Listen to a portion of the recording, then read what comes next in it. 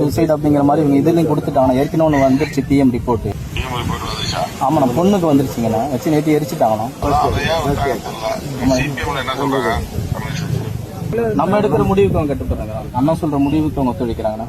அதுக்குள்ள அந்த குடும்பத்து மேல பிசிஆர் ஆக்ட் போடுறீங்க, ஜாதி வன்கொடுமை வழக்கு தூக்கி அவங்க வீட்டில் போடுறீங்க. 16 வயசு பொண்ணை அவன் காதலிச்சதே தப்பு, அந்த வீட்டை போய் இடிக்கிறீங்க, அவங்கள போய் கொலை முயற்சி பண்றீங்க. அப்ப இதெல்லாம் எதை நோக்கி போயிட்டு இருக்கு? இந்த ஜாதிய பாகுபாடு நோக்கி இது போயிட்டு இருக்கா? இது எப்படி நீங்க யாரை கேட்டு நீங்க இந்த முடிவு எடுத்தீங்க? இது ஆணவ கொலை யாரை கேட்டு முடிவு எடுத்தீங்க? பெண் பிள்ளை பெற்றவங்கிட்ட போய் கேட்டு பாரு, தெரியும் அவன் வளர்க்கறதுக்கு எவ்வளவு கஷ்டப்படுறான். இன்னைக்கு 2 வயது குழந்தைய கற்பழிக்கக்கூடிய கூட்டம்லாம் இன்னைக்கு தமிழ்நாட்டில் இருக்கு. அப்படிப்பட்டவங்க கிட்ட தான் காப்பாத்தி ஒரு பெண் பிள்ளையை கூட்டு வளர்க்குறவனு தான் தெரியும் அந்த கஷ்டம். பெண் பிள்ளையை பெற்றவன் தான் தெரியும் அந்த கஷ்டம். நீ நோவாம வருவ, நீ மினிக்கு வருவ, நல்ல புள்ளிங்கன்னு வருவ, நீ வந்து கூட்டு போயிடுவேன் என் பொண்ணை 13 வயசுல 14 வயசுல கூட்டு போயிடுவேன். நாங்கன்னா வேலை சூப்பிட்டு உட்காந்துட்டு பாத்துக்கணுமா நாங்கன்னு கேட்கறேன் நான். இது நல்ல வேலை, இது வந்து தற்கொலையா இருந்தது. இதே ஒரு கொலையா இருந்தா என்ன பண்ணிருப்பாங்க? இந்த கவிதை விவகாரமாக இருக்கட்டும், இதுக்கு முன்னாடி இந்த பொள்ளாச்சி சமூகமாக இருக்கட்டும், எல்லா விவகாரத்தையும் எடுத்துங்களேன்.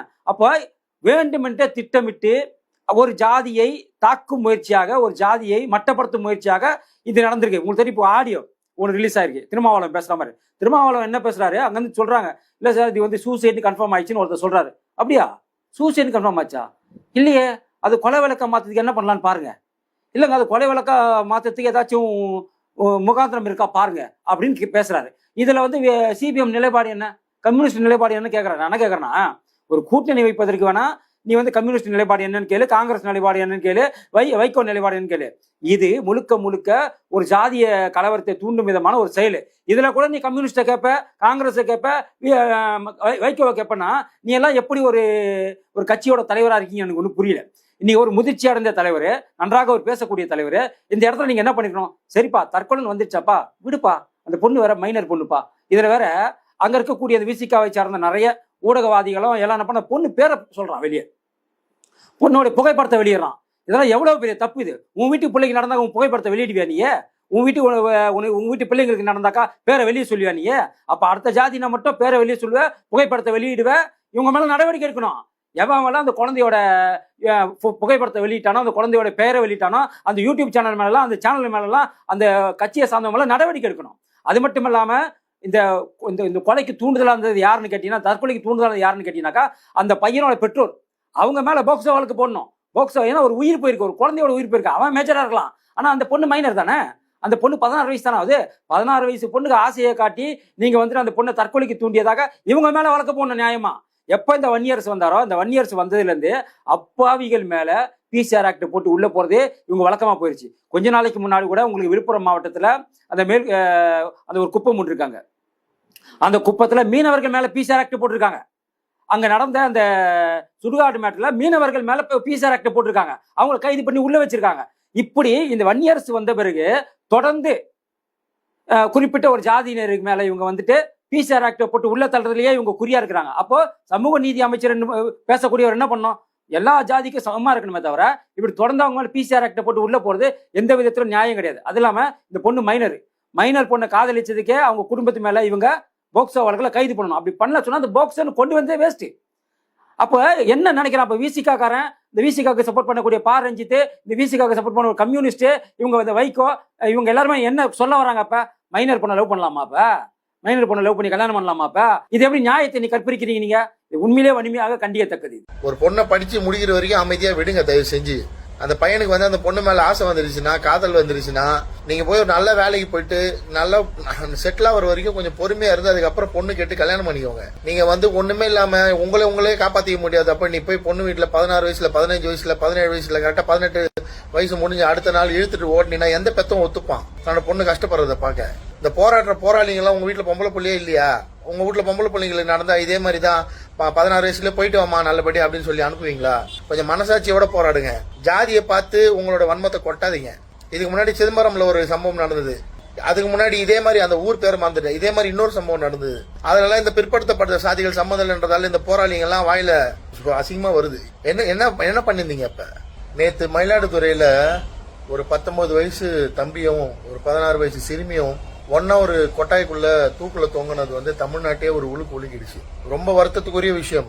ஆனா இது தற்கொலையா இல்லனா யாராவது இவங்க 2 பேரையும் சாதிய காரணம் காட்டி கொலை பண்ணிட்டாங்களா அப்படின்ற ரிப்போர்ட் 2 பேருக்குமான பிரேத பரிசோதனை ரிப்போர்ட் வர்றதுக்கு முன்னாடியும் இங்க இருக்கிற பெரிய போராளிங்க மார்க்சிஸ்ட் கம்யூனிஸ்ட் அப்புறம் விடுதலை சிறுத்தை போராளி டைரக்டர் ஒருத்தர் இருக்காரு பா ரஞ்சித் அவரு, இவங்க எல்லாரும் ஒரு நரேட்டிவ் வந்து செட் பண்றாங்க. இது வந்து ஆணவ கொலைன்னு ஒரு முன்முடிவுக்கு வந்துடுறாங்க. அது காரணம் என்னன்னா, இந்த இறந்து போன 2 பேர்ல அந்த சிறுமி வந்து வன்னியர் சமுதாயத்தை சேர்ந்தவங்க. போதும், இதுக்கு மேல வேற என்ன வேணும்? இவங்க வந்து நரேட்டிவ் செட் பண்ணி இங்க வந்து ஜாதி திமிரு, ஜாதி ஆணவம், அதுலதான் இவங்க இதெல்லாம் பண்றாங்கன்னு சொல்லி அந்த வன்மத்தை கொட்டுறதுக்கு வேற என்ன வேணும்?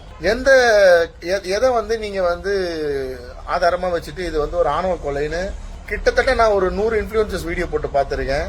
இந்த கம்யூனிஸ்ட் கட்சி தலைவர் வந்து கூச்சமே படாம அந்த பொண்ணோட பேரை சொல்றாரு, அந்த பொண்ணோட வயசை சொல்றாரு, இது காதல்னு சொல்றாரு.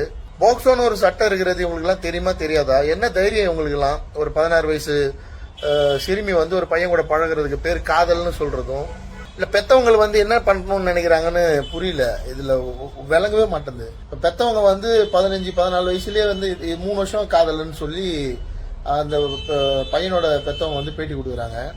பொண்ணுக்கு 16 வயசுனா 13 வயசுல இருந்தே ஒரு பையன் கூட பழக ஆரம்பிச்சுட்டா வீட்டுல இருக்க பெத்தவங்க போமா டெய்லி போய் லவ் பண்ணிட்டு வா, இந்த பாக்கெட் மணி அப்படி கொடுக்கணும்னு நினைக்கிறாங்களா?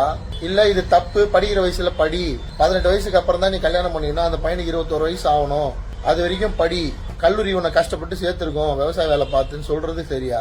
இல்ல என்ன பண்ணணும்னு நினைக்குது இந்த சமுதாயம்? ஏன் வந்து இந்த இது வன்னியர் சமுதாயத்துக்கு மட்டும் இல்ல, இந்த பிற்படுத்தப்பட்ட சமுதாயத்துல எந்த சமூகம் வந்து இந்த மாதிரி 18 வயசுக்குள்ள இருக்க பொண்ணும் படிக்கிற வயசுல காதல் வரப்ப அந்த பெற்றோர் வந்து அதை எதிர்த்து பேசினா அதை வந்து ஒரு சாதிய கூட்டுக்குள்ள கொண்டு போயிட்டு இவ்வளவு வன்மத்தை வந்து கக்கிறது வந்து எதனாலன்னு புரியல. என்ன உங்களுக்கு இதுல வந்து கிடைச்சிருது? நீங்க எல்லாம் வந்து பாவப்பட்டவங்க, நீங்க எல்லாம் ரொம்ப புனிதமானவங்கன்னு சொல்லி இதுல வந்து பேசிக்கிறீங்களா? இல்ல என்ன கிடைக்கல உங்களுக்கு? என்ன பிரச்சனை நடக்குது? இங்க யாரு வந்து ஜாதி பார்த்து எல்லா விஷயத்தையும் ஜாதி பார்த்து பண்றாங்க? நேற்று தெளிவா அந்த பொண்ணோட ரிப்போர்ட் வந்து இது தற்கொலை தான் அப்படின்னு வந்துருச்சு. இப்ப ஆணவ கொலை சொன்ன அத்தனை பேரையும் இந்த தமிழக அரசு கைது செய்யுமா? 16 வயசு பொண்ணோட அடையாளத்தை வந்து அந்த பொண்ணோட பேரு போட்டோ வெளியிட்ட அந்த இன்ஃபுளுசர்ஸ் எல்லாரையும் கைது செய்யுமா? பல்ல இழிச்சுன்னு பேட்டி கொடுத்த அந்த கம்யூனிஸ்ட் தலைவர், அந்த விடுதலை சிறுத்தையில் இருக்கிறவங்க எல்லாரும் அந்த பொண்ணோட பேரு, அந்த பொண்ணோட அடையாளத்தை வெளியிட்டவங்க எல்லாரையும் கைது செய்யுமா? போக்சோன்னு ஒரு சட்டம் எதுக்கு இருக்கு? சரி, எங்களுக்குன்னு பேசுறதுக்கு யாரும் இல்ல, எந்த அமைப்பும் இல்ல, எந்த சங்கமும் இல்ல. அப்படி ஒருவேளை பேச வந்தா ஜாதி வெறியன்ற அடையாளத்தை அடிப்பீங்க. அப்படி ஒருவேளை ஒரு கட்சி பேச வந்தா அது ஜாதி கட்சின்ற அடையாளத்தை முத்திர குத்துவீங்க. இதெல்லாம் காலங்காலமா நடந்துட்டு இருக்கு, பார்த்துட்டு தான் இருக்கும். இப்போ அந்த பையனோட வீட்டுல இருக்கிறவங்க எல்லாம் சேர்ந்து இந்த பொண்ணோட வீட்டை வந்து அடிச்சு உடைச்சிட்டீங்க.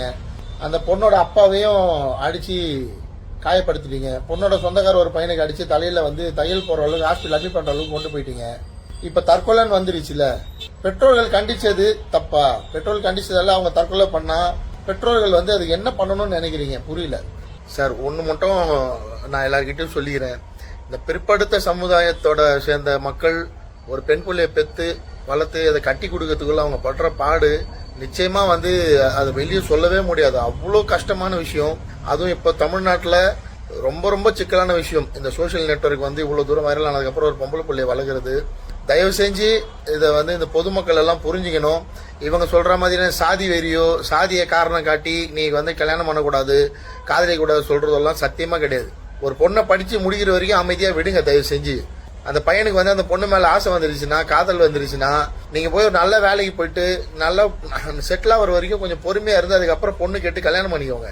நீங்க வந்து ஒண்ணுமே இல்லாம உங்களே காப்பாத்திக்க முடியாது. அப்ப நீ போய் பொண்ணு வீட்டுல 16 வயசுல 15 வயசுல 17 வயசுல கரெக்டா 18 வயசு முடிஞ்சு அடுத்த நாள் இழுத்துட்டு ஓட்டினா எந்த பெத்தவும் ஒத்துப்பான் தன்னோட பொண்ணு கஷ்டப்படுறத பாக்க? இந்த போராளிங்க எல்லாம் உங்க வீட்டுல பொம்பளை பிள்ளையே இல்லையா? உங்க வீட்டுல பொம்பளை பிள்ளைங்களுக்கு நடந்தா இதே மாதிரிதான் 16 வயசுல போயிட்டு வாமா நல்லபடி அப்படின்னு சொல்லி அனுப்புவீங்களா? கொஞ்சம் மனசாட்சியோட போராடுங்க. ஜாதியை பார்த்து உங்களோட வன்மத்தை கொட்டாதீங்க. இதுக்கு முன்னாடி சிதம்பரம்ல ஒரு சம்பவம் நடந்தது. அதுக்கு முன்னாடி இதே மாதிரி அந்த ஊர் பேர் மறந்துட்டு இதே மாதிரி இன்னொரு சம்பவம் நடந்தது. அதனால இந்த பிற்படுத்தப்பட்ட சாதிகள் சம்மதம்ன்றதால இந்த போராளிங்க எல்லாம் வாயில அசிங்கமா வருது. என்ன பண்ணிருந்தீங்க? அப்ப நீங்க போய் போராடி ஆணவ கொலைக்கு எதிராக சட்டத்தை எழுதுங்க, என்ன வேணா பண்ணுங்க. இந்த பெற்றோர்கள் இந்த மக்கள் தெளிய போறது இல்ல, அவங்களுக்கு இந்த புரிதல் வரப்போறதும் இல்லை, இவங்களை யாரும் காப்பாற்ற போறதும் இல்லை. இந்த ஓட்டுக்காக இந்த அந்த அரசியலை பண்ணி ஒரு குறிப்பிட்ட அமைப்பினர் குறிப்பிட்ட கட்சியினர் நாங்கள் சாதியை ஒழிக்கிறோம் சொல்லி அவங்களோட சாதியை காப்பாத்திக்கிட்டு இந்த மற்ற மக்கள் எல்லாம் ஜாதி வெறின்ற கூட்டுக்குள்ள அடைச்சி ஒரு பிம்பத்தை உருவாக்கி அவங்க நிம்மதியை கெடுத்து என்னதான் நடக்க போகுது, இது என்ன மாறப்போகுது தெரியல. முடிஞ்சா தமிழக அரசு இதை காதல்னு சொல்லி மென்ஷன் பண்ணவங்க அத்தனை பேரையும், அந்த சிறுமியோட அடையாளங்களை வெளியிட்டு அத்தனை பேர் மேலேயும் கேஸை ஃபைல் பண்ணுங்க. அப்பதான் இந்த போக்சோ சட்டத்துக்கு உயிர் இருக்குன்னு அர்த்தம்.